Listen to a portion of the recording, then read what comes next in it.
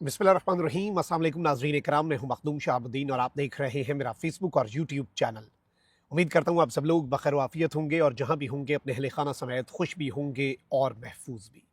12 मई 2025 सोमवार का दिन डीजीएमओज पाकिस्तान और भारत के डायरेक्टर जनरल मिलिट्री ऑपरेशंस के दरमियान होने वाला राब्ता मुलतवी हो चुका है। इस राब्ते के मुलतवी होने के हवाले से कुछ बड़ी अहम तरीन तफसीलात हैं और इस सब के अंदर भारत और पाकिस्तान के दरमियान इस वक्त किस नुक्ते पर डेडलॉक है, ये बहुत इंपॉर्टेंट डिटेल्स हैं जो आपके सामने रखनी है। इसके साथ ही साथ नरेंद्र मोदी की सरकार ने आज एक तारीखी सरेंडर किया है। कल दबे लफ्जों में इनडायरेक्टली कुछ ना कहकर भी डीजीआईएसपीआर ने भारत को एक बहुत वाजे और दो टोक धमकी दी थी और आज नरेंद्र मोदी ने उसी धमकी को जहन में रखते हुए एक तारीखी सरेंडर किया है। डैम्स के मुंह किस तरह से खुले गए हैं, इस हवाले से कुछ डिटेल्स हैं जो आपके सामने रखनी है। वहीं दूसरी जानिब पाकिस्तानी जीत का जश्न जो है वो अब मुख्तलिफ ममालिक तक फैल चुका है। कल की रात पाकिस्तान के लोगों ने सड़कों पर निकल कर आतिशबाजी की, अपनी जीत का जश्न मनाया और अब भारत की नींदें उड़ाने के लिए मजीद पाकिस्तानियों की जीत का जश्न जो है वो पाकिस्तान के दोस्त ममालिक और इस्लामी ममालिक जो है वो भी मनाना शुरू हो चुके हैं। उस हवाले से भी कुछ डिटेल्स हैं, उन्हें भी डिस्कस कर लेंगे। सबसे पहले तो नाज़रीन इकराम, जो ये सीज़ फायर हुआ है इसके बाद आपको मालूम है कि भारत ने लगातार 2 रातें ये कोशिश की और ये बयानिया बनाने की कोशिश की कि पाकिस्तान सीज़ फायर की वायलेशंस कर रहा है। ये सब कुछ इसलिए क्योंकि भारत जो है वो पाकिस्तान के साथ अगर बैठ जाता है तो नरेंद्र मोदी का बेसिक बयानिया जो है वो ही तबाह हो जाएगा कि हम बैठकर बात नहीं करेंगे, हम सालसी नहीं करवाएंगे बल्कि हम ठोकेंगे। तो वो नरेंद्र मोदी का जो बयानिया है वो उड़ जाएगा। अब सीज़ फायर भी मजबूरी थी क्योंकि पाकिस्तान ने जिस तरह से ठोक के रख दिया उसके बाद तो ऑप्शन ही कोई नहीं था और अफवाज जो है वो अब इनकी आके खुद ये तस्लीम कर रही हैं कि इनके तैयारे गिरे हैं, सब कुछ हमने देखा।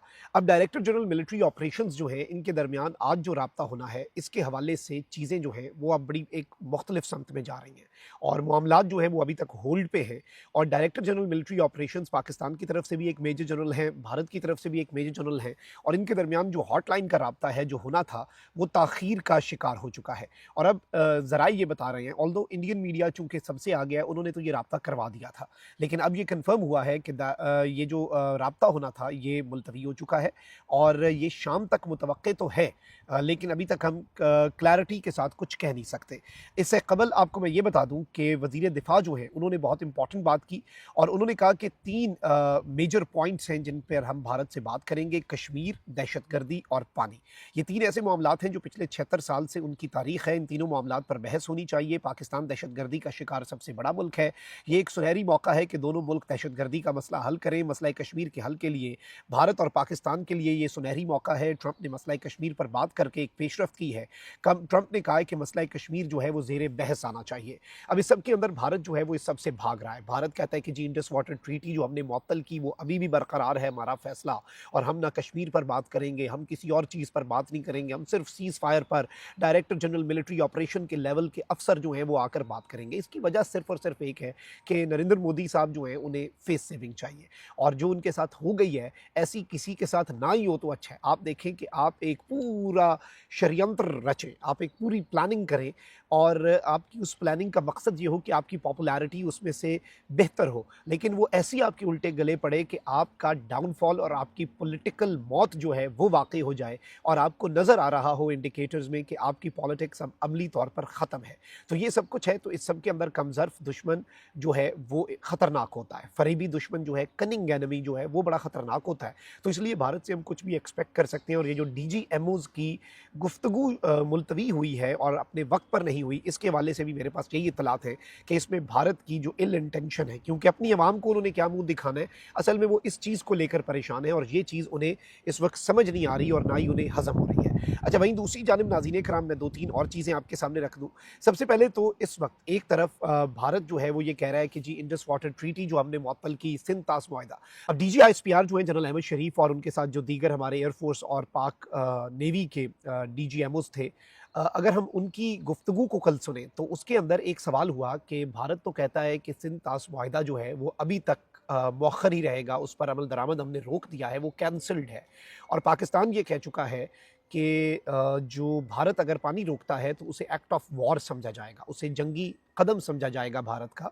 तो भारत तो ये स्टेटमेंट्स दे रहा है, भारत का मीडिया तो ये बढ़ के मार रहा है और हम तो ये कह चुके हैं। तो इस पर डीजीआईएसपीआर ने, क्योंकि ऑब्वियसली आपने दबे लफ्ज़ों में बात करनी होती है, उन्होंने मैसेज दे दिया। उन्होंने कहा भई हमारा जो पहले बयान था अभी भी वही है, हमारा जो पहले मौक़िफ़ था अभी भी वही है। मतलब इसका सादा है, मतलब इसका वाज़ेह है कि इससे पहले भी हमने ये कहा था कि पानी रोकना एक्ट ऑफ वॉर होगा, तो अब भी पानी रोकना एक्ट ऑफ वॉर ही होगा, ये चीज़ याद रखना।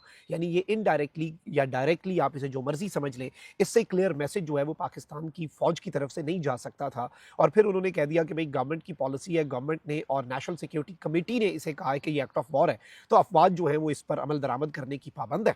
तो हम तो अमल दरामद करेंगे, एक्ट ऑफ वॉर हुआ तो फिर उसका जवाब दिया जाएगा। एक्ट ऑफ वॉर का जवाब ही दिया जाता है। पहले भी भारत ने एक्ट ऑफ वॉर किया, आर्टिकल 51 जो है अक़वाम मुत्तहिदा के चार्टर के मुताबिक हमने उसका जवाब दिया। तो पानी रोकते हैं, हम उसे एक्ट ऑफ वॉर डिक्लेयर कर चुके हैं। अगर हमने स्ट्रक्चर्स या कुछ भी उसका तरीका हमारे पास है और अगर स्ट्रक्चर्स निशाना बने तो वो जवाब होगा, रिटेलिएशन नहीं होगी, वो एग्रेशन नहीं होगी और वो कैलकुलेटेड रिटेलिएशन होगी, ये याद रखिएगा।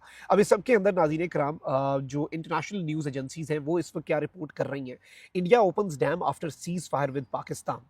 India has opened two gates of Baghliyar Dam on the Chenab River after a ceasefire with Pakistan. This caused a rise in water levels and it is done to regulate the water.